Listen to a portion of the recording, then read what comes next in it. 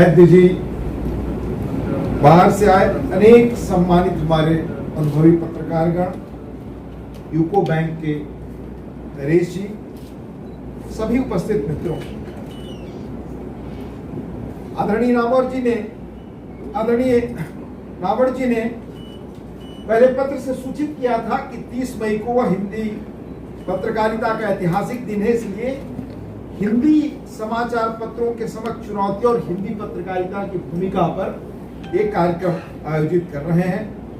बहरहाल मैं मौजूद जिस सत्र में हूं वह हिंदी पत्रकारिता पर राष्ट्रीय सम्मेलन है, तो सबसे पहले इस ऐतिहासिक आयोजन के लिए उनको, कलकत्ता प्रेस क्लब को मैं बहुत बहुत धन्यवाद देना चाहूंगा, आभार व्यक्त करना चाहूंगा। तो हम भविष्य के साथ न्याय नहीं कर पाए।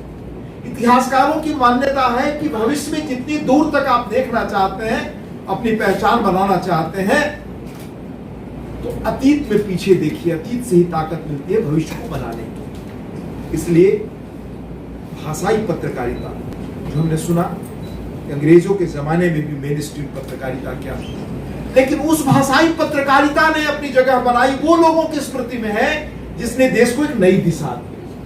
वही अखबार, वही प्रकाशन लोगों के जेहन में है। चाहे मैं लंबी सूची में नहीं जाना चाहता, सिर्फ एक सूचना और आपको बताना चाहता हूं कि इलाहाबाद से स्वराज्य साप्ताहिक अखबार निकला, और ये भी उर्दू में ही निकला था। इसके संस्थापक संपादक थे शांति नारायण भटनागर। अपनी कुल संपत्ति बेच करके भटनागर जी ने अखबार निकाला। यह सिर्फ इसने 2.5 साल में 8 संपादक देखे। इनके संपादकों को काला पानी की सजा होती रही, और 7 संपादकों को कुल मिलाकर 94 ईयर्स 9 महीने की सजा हुई। आप कभी जाएं अंडमान निकोबार तो इसके बारे में वर्णन आपको मिलेगा। अब देश के बड़े नेताओं ने, महात्मा गांधी से लेकर के और हमारे मौलाना अबुल कलाम आजाद ने, तिलक ने, मदन मोहन मालवीय ने, जवाहरलाल जी तक, आम्बेडकर जी ने कैसे अखबार निकाला और उसका क्या असर हुआ जीवन में, इस विस्तार में मैं नहीं जाना चाहता। मैं सिर्फ निवेदन करना चाहता हूं, और मेरी यह दृष्टि निजी दृष्टि है, इससे आवश्यक नहीं कि आप सहमत हो, और होना भी नहीं चाहिए। दुनिया में 1700 से लेकर 2000 के बीच जो भी दौर था वो विचारों का दौर था, और ये प्रेस भी विचारों के जमाने की देन है। जिस गुटेनबर्ग प्रेस को इजाद किया, वो एक सुनार थे पैसे से और व्यवसाय से। बाद में उन्होंने कैसे उस प्रेस से धार्मिक पुस्तक से कमाई, उस विवरण में मैं नहीं जाना चाहता। मैं सिर्फ आपसे ये कहना चाहता हूं कि दुनिया में जो विचारों का केंद्र है, जिसने फ्रांस की क्रांति दी, वोल्टेयर को पैदा किया, जहां से रूस, चीन से होते हुए महात्मा गांधी, जो दुनिया में इंपीरियलिज्म के खिलाफ अगर किसी का सबसे गहरा असर हुआ वो गांधी थे। तो विचारों का दौर था, और विचारों के दौर की देन थी वो अखबार, पत्र पत्रिकाएं, जिन्होंने वैचारिक रूप से समाज को तैयार किया, आगे बढ़ाया, समाज का नेतृत्व किया। वो विचारों की दुनिया पर मैं बहुत लेमैन के रूप में सोचता हूं, तो मुझे याद है विचारों की दुनिया के दौरान के सबसे प्रभावी व्यक्ति कौन थे। तो हमारे सर्वोदय के बड़े दार्शनिक दादा धर्माधिकारी ने एक कथन में लिखा एक जगह कि भाई, मार्क्स के पहले दुनिया में कोई ऐसा नहीं हुआ, माना जाता था कि गरीबी ईश्वर की देन है, नियति की देन है। कोई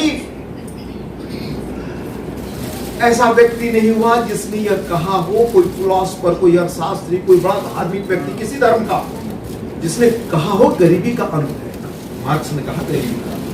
इसलिए मार्क्स का विचार कॉन्टिनेंट को पार करके, संस्कृतियों को पार करके, भाषाओं और मजहबों को पार कर वो दुनिया के कोने कोने के। उसके बाद कोई प्रभावी वक्ता हुआ, और बिल्कुल विपरीत दिशा का, जिसने साधन और साध्य को माना कि जीवन का सबसे मूल सूत्र है सार्वजनिक जीवन का भी, वो महात्मा गांधी थे, जिनके प्रभाव से अफ्रीका से लेकर लैटिन अमेरिकन कंट्रीज तक उस सत्ता का, उस इंपीरियलिज्म का अंत हुआ जिसके बारे में कहा जाता था कि दुनिया में सूर्यास्त नहीं होता। तो बहुत विस्तार में गए बगैर मैं कहूंगा वो वो दत्ता धर्माधिकारी ने जो कहा वो विचारों का दौर था, और ये अखबार, विचार, साहित्य, ये सब उसकी देन थे उस दौरान। पर मेरे जैसा सामान्य आदमी अगर सोचता है तो मानता है कि अब दूसरा पड़ाव जो मार्क्स और गांधी से भी प्रभावित हो गए, वो टेक्नोलॉजी का दौर है। आज स्टीव जॉब्स का वो आईपैड जब निकला, दुनिया के कॉन्टिनेंट्स को पार करके, विचारों को सब कुछ पार करके घर घर है ये मोबाइल से लेकर वो कंप्यूटर, वो सारी टेक्नोलॉजी। तो आज हमारे जीवन को विचार नहीं नियंत्रित करते, आज ये टेक्नोलॉजी नियंत्रित करती है। और मैं आंकड़ा अगर बताऊं कि हर आदमी टेलीविजन से लेकर सोशल मीडिया पर कितना समय गुजारता है भारत का, तो आप दंग होंगे।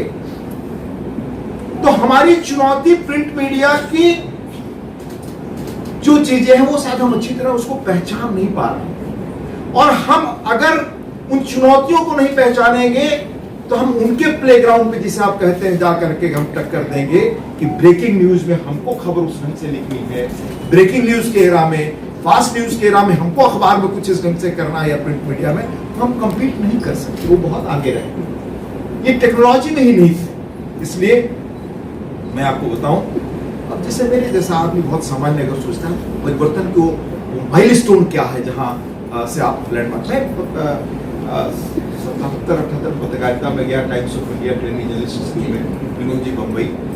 तो धर्म में मुझे असाइनमेंट मिला, हमारे भारती जी गणेश मंत्री साथ गणेश मंत्री का रहता था, तो पुस्तकों की दुकान पर जाने की थोड़ी आदत थी हमसे। पहली किताब मैंने उस वक्त जो देखी,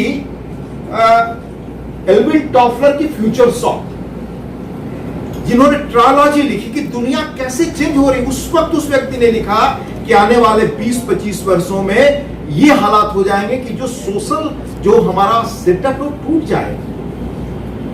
ये ज्वाइंट फैमिली नहीं रहने वाली, ये सोसाइटी का स्वरूप नहीं रहने वाला, अकेलापन इस हद तक बढ़ेगा, और कंप्यूटर से लेकर टेक्नोलॉजी की एंट्री दुनिया में कैसे होगी। मुझे लगता था कि शायद ये सब चीजें तो सब 91 में पढ़ो, डेथ ऑफ डिस्टेंस, दुनिया खत्म हो जाएगी, उसका असर क्या होगा। अपने गांव से जब मैं नौकरी करने के लिए निकलता था बंबई, तो 4 दिन लगते थे, एक जगह ट्रेन बदला, दूसरी जगह बदला, 3 दिन बंबई जाने में। तब समझ में आया कि डेथ ऑफ डिस्टेंस का क्या ही। फ्रांसिस केयर क्रॉस, महिला पत्रकार जिन्होंने इकोनॉमिस्ट किया, जिन्होंने एक किताब लिखी। तो मित्रों, साथियों, चीजें, टेक्नोलॉजी बदल चुकी है पूरी तरह। उन चुनौतियों को अगर हम नहीं देखेंगे तो हम प्रिंट मीडिया को उनके पायदान पर ले जाकर मुकाबला करना चाहते हैं, संभव नहीं है मेरी दृष्टि में। पहला सबमिशन मेरा होगा। अब यह है साख का संकट है मीडिया के सामने। अब उस साख के संकट को हम कैसे मुझसे निकले, हमारे लिए चुनौती है। इसमें बहस हमने करने जा रहे हैं कि साख का संकट है या नहीं, आप सबने बताया। अब एक चुनौती देखिए सबसे बड़ी, ये सही है कि मिशन पत्रकारिता जो कही गई वो अखबार थे जो मेन स्ट्रीम के नहीं थे, पर वो मिशन बन गए जिन्होंने एक ध्येय के साथ, एक समर्पण के साथ। तो हमारे गणेश शंकर विद्यार्थी ने अगर किताब निकाला या बाकी लोगों ने निकाला, बड़े वो इंटरप्रेन्योर भी थे, उन्होंने ये पहल भी की। तो उनकी पत्रकारिता मिशन नहीं, और पत्रकारिता की पहचान भारतीय भाषाओं की, भारतीय जैसे अमृत बाजार पत्रिका से लेकर हिंदी में या दूसरी भाषाओं में देखे, उनका जो हिस्टोरिक रोल हिंदुस्तान के आजादी की लड़ाई में है, वो शायद दुनिया के किसी और देश में ऐसी चीज आपको नहीं दिखाई देगी। तो आज जो ये दिक्कत है कि अब 90 के बाद, खासतौर से उदारीकरण के बाद, जो एल्विन टॉफलर ने कहा था ग्लोबलाइजेशन हो रहा है, किस तरह से चीजें दुनिया एक तरफ जा रही है, उस वर्ल्ड में profit maximization, Peter Drucker management के बड़े थियरिस्ट थे, बताया कि दुनिया किस तरह जा रही है और ये चीजें, मार्केट कैसे सबसे इंपॉर्टेंट होगा, फाइनेंशियल कैपिटल एंड टेक्नोलॉजी, ये दो चीजें दुनिया को आज नियंत्रित कर रही है। अब अखबार है तो आपको बेसबोर्ड भी चाहिए, शीर्ष टीम को, क्योंकि जॉब की सिक्योरिटी नहीं है तो लोग हिस्सा मांगते हैं। भाई आप, अगर आप शेयर बाजार में जाते हैं, कंपनियां लिस्टेड हो रही हैं, प्रेस अगर आप खोलिए तो जो प्रेस पहले 10,000 में खुलता था, शायद 100 करोड़ चाहिए आपको मॉडर्नाइजेशन। और सबसे बड़ी चीज मुझे जो कंट्राडिक्शन दिखता है निवड़ जी, कि भाई अखबारों की आय का साधन पेपर विज्ञापन है, आप तो मुफ्त पढ़ाते हैं, मुफ्त पढ़ाने के लिए अखबारों की होड़ है। आप पाठकों को पैसा देकर अखबार पढ़ाने के लिए तैयार हैं। हमारे यहां पाठक कैसे हैं साहब? ये मैं जब अखबार में काम करता था तब भी कहता था, एक मामूली बाल्टी लेने के लिए मीलों सुबह लाइन लगाते हैं और वो चाहते हैं कि ईमानदार अखबार निकले, मुफ्त अखबार मिले पर ईमानदार अखबार मिले। ये हमें इन चीजों का गौर करना चाहिए।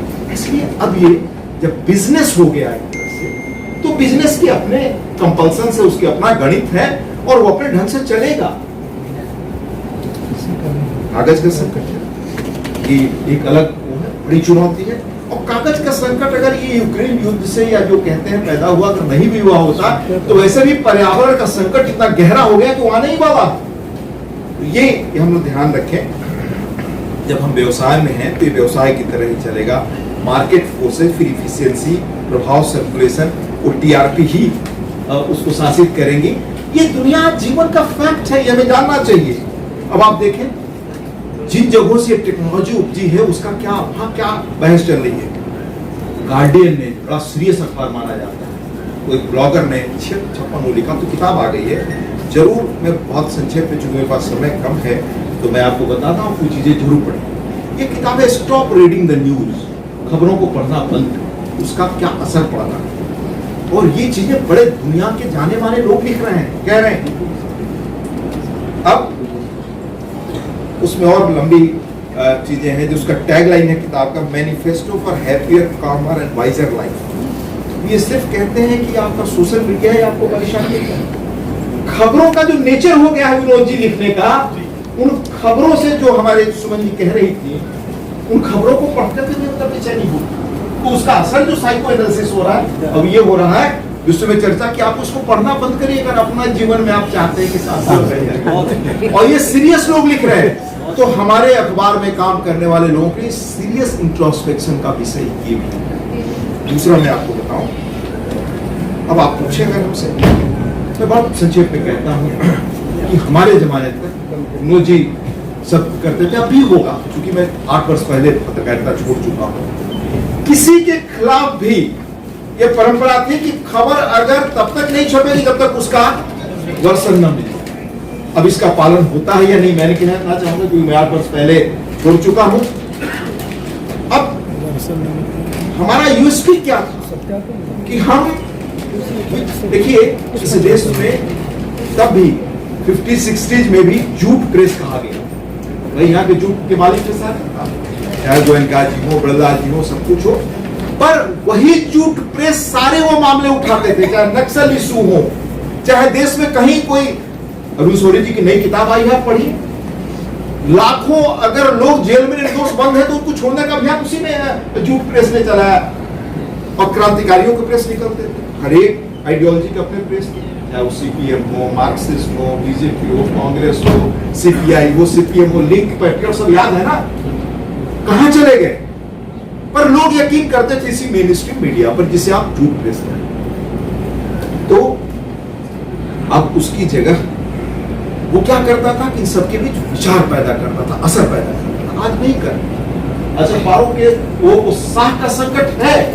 हमारी छपी खबरों पर वो यकीन जो पहले था आज नहीं है। क्यों नहीं है? We must introspect. अब एक बड़ी चर्चित किताब आई है, जरूर पढ़िए, हमें अखबार के लोगों को तो, बाकी आप सबको भी पढ़ना चाहिए। अभी महीने भर पहले the quite before on the unexpected origins of radical ideas, ये गेल बेकरमैन है, बड़ी महत्वपूर्ण पत्रिका के न्यूयॉर्क में एडिटर रहे हैं और इसकी दुनिया में चर्चा आजकल हो रही है। अरे भाई सोशल मीडिया के जमाने कहते हैं,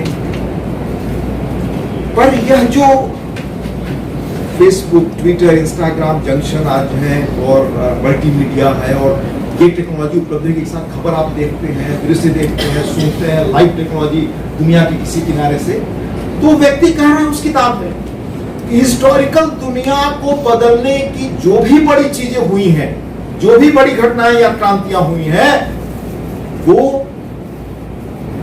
बहुत गंभीरता से, धैर्य से, क्वाइटली सोचकर आइडियाज से, और ये टेक्नोलॉजी ही उस क्वाइटनेस के खिलाफ है, आइडिया के खिलाफ है। इसलिए इस इंस्ट्रूमेंट से, जिस इंस्ट्रूमेंट से वो चीज नहीं हो सकती, आप कामना कर रहे हैं कि इस इंस्ट्रूमेंट से हम क्रांति कर देंगे। तो उदाहरण देखें, ऑक्युपाई वो चला ना, वॉल स्ट्रीट ऑक्युपाई मूवमेंट, अरब स्प्रिंग मूवमेंट, ये सबको बंटिया ने खड़ा किया। क्या हासिल हुआ? खत्म हो गए।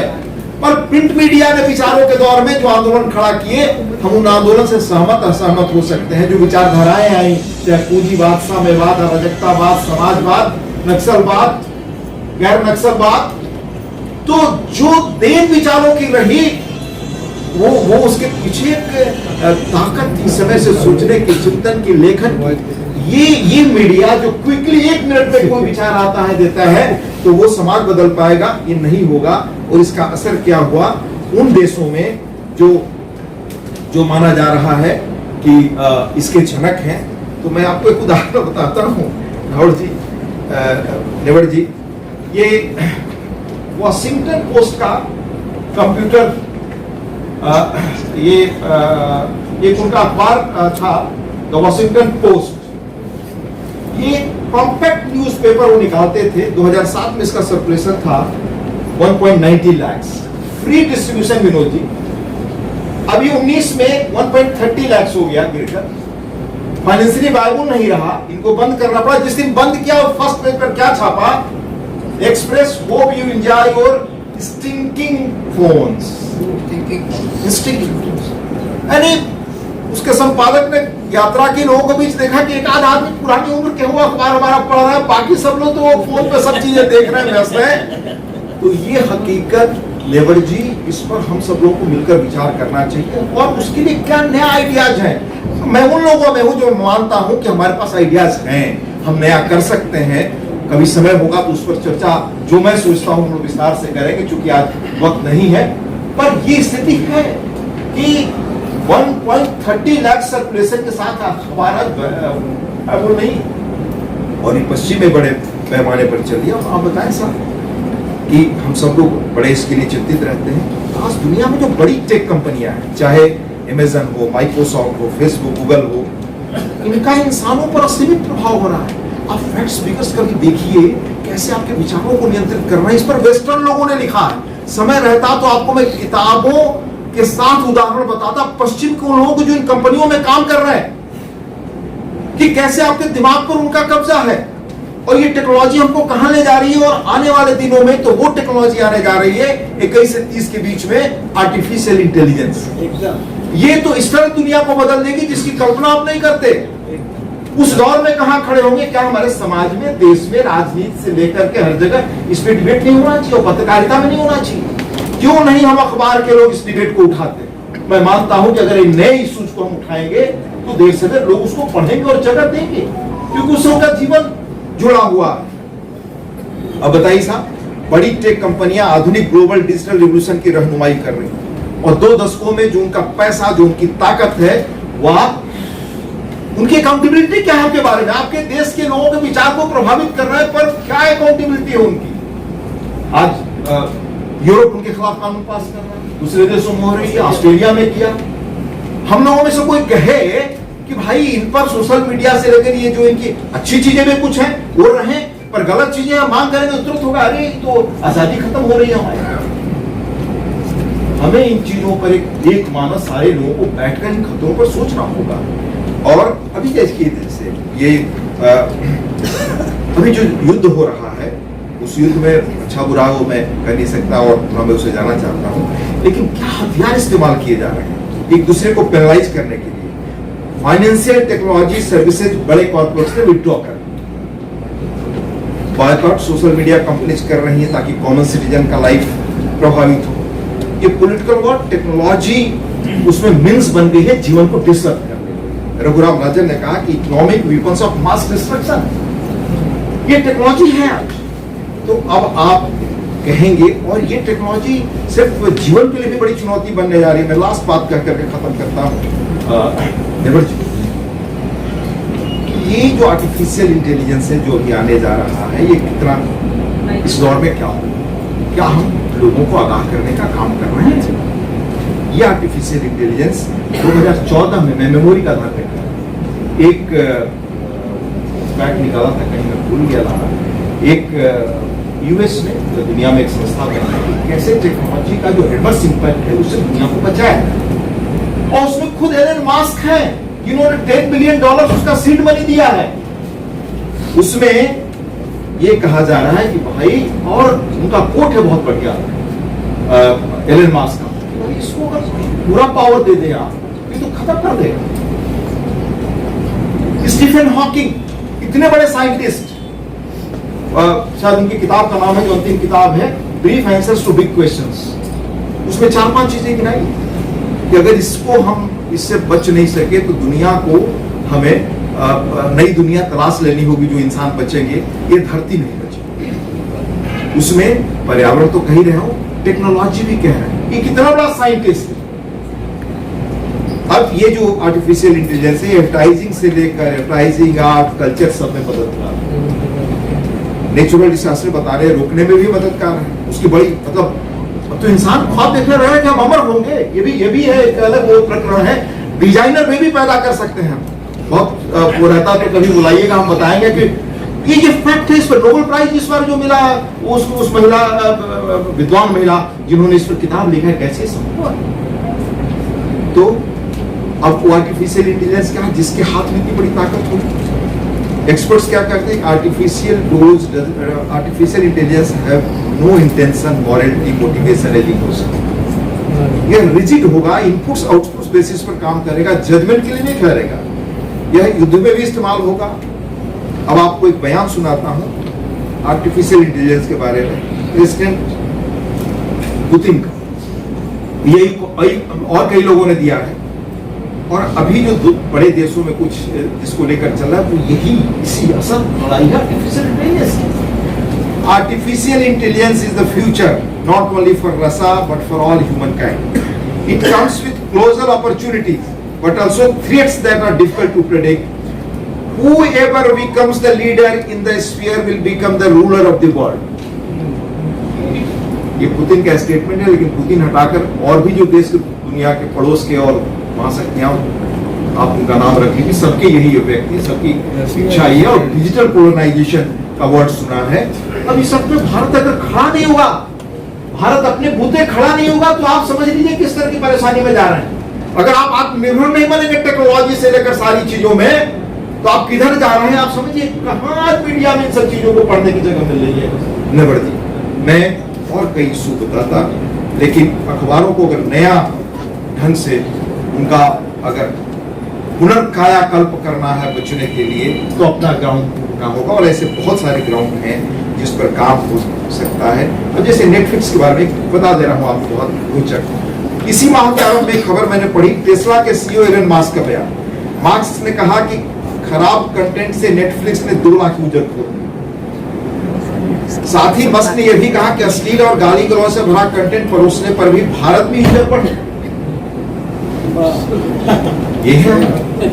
अब क्या इसके खिलाफ हमें अभियान नहीं चलाना चाहिए? बच्चों का बचपन खत्म हो रहा है, घर में लोग एक दूसरे से संवाद नहीं कर रहे हैं।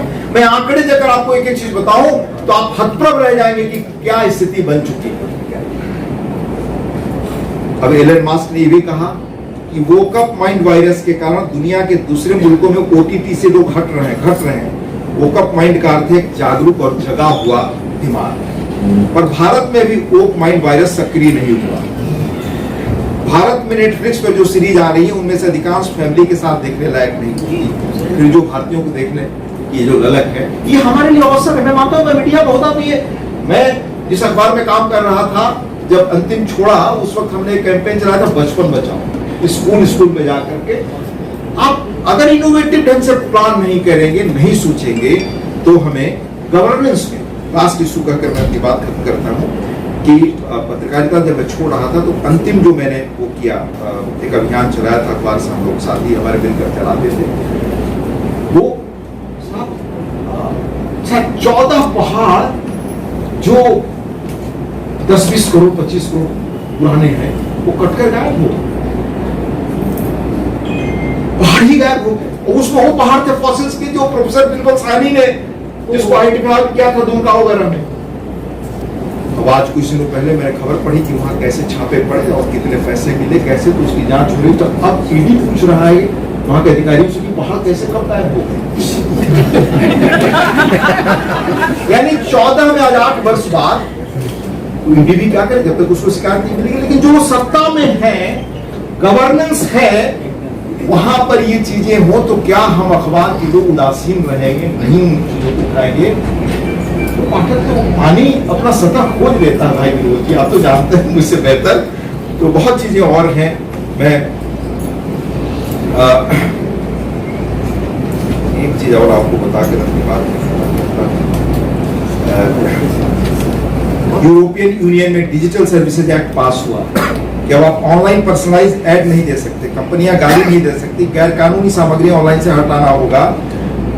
रोजाना स्मार्टफोन के इस्तेमाल से अगर 1 घंटे की कमी होगी तो उसका मानसिक स्वास्थ्य बेहतर होगा। कि भास्कर में 24-22 खबर छपी है, ये बड़े मतलब जो एक्सपर्ट्स हैं मनोवैज्ञानिक, उनकी रिपोर्ट है। मैं दैनिक भास्कर की एक रिपोर्ट का कर रहा हूं जो उन्होंने 1/5 को छापा है। सबसे बड़ा रिसर्च के बाद वो कह रहे हैं कि फेसबुक पर हर महीने 4-5 करोड़ पोस्ट और ट्विटर पर 15-20 लाख अकाउंट सिर्फ फेक न्यूज फैला रहे हैं। अब संकट क्या है कि सबसे ज्यादा फेक न्यूज हम झेल रहे हैं, पर सजा जुर्माने में कई देशों से हम बहुत पीछे हैं। हम चर्चा सिर्फ कर दें तो हो जाए कि भाई तो बहुत गलत बात है, तो होनी नहीं चाहिए। माइक्रोसॉफ्ट द्वारा, ये अखबार में जो छपा है उससे मैं कोट कर रहा हूं, माइक्रोसॉफ्ट द्वारा 22 देशों में किए सर्वे के मुताबिक 64% भारतीयों को फर्जी खबरों का सामना करना पड़ा। वैश्विक स्तर पर यह आंकड़ा 57% है। देश में फेक न्यूज, हेट स्पीच पर 1-3 साल की सजा है, दूसरे देशों में, हमारे यहाँ लेकिन कितना होता है आप समझ लें। जर्मनी में 24 घंटे में कंटेंट नहीं हटाया तो 400 करोड़ जुर्माना। सिंगापुर में 10 साल की सजा, 5.5 करोड़ जुर्माना अलग। मलेशिया में 6 साल सजा, 84 लाख जुर्माना। ऑस्ट्रेलिया सोशल मीडिया प्लेटफॉर्म के टर्नओवर का 10। अब अंग्रेजों के जमाने के कानून से आप सोशल मीडिया से लड़ना चाहते हैं? मौलिक सवाल है इस समाज में। यूट्यूब बच्चों के लिए ठीक नहीं, स्ट्रीमिंग कंपनियों पर जो अब किड्स शो पर इनकी मांग 60% बढ़ी। ये इकोनॉमिस्ट दुनिया की सबसे थॉटफुल पत्रिका मानी जाती है, उससे मैं खबर कोट कर रहा हूं। चूंकि समय बहुत हो गया, अब आपके यहाँ मैं 16 से 24 वर्ष के बच्चे, जिनको पहले हम लोग कहते थे कि नए पढ़ें, ये सोशल मीडिया पर कितने घंटे बिताते हैं? 2.53 घंटे, ऑलमोस्ट 3 आवर। ये सारे आंकड़े जिस सोच से लिए मैं फोन करता हूँ आपको। ये हालत है निवड़ जी, ऐसी अनेक चुनौतियां और ऐसे अनेक रास्ते हैं जिससे हम नया रास्ता बना सकते हैं। मैं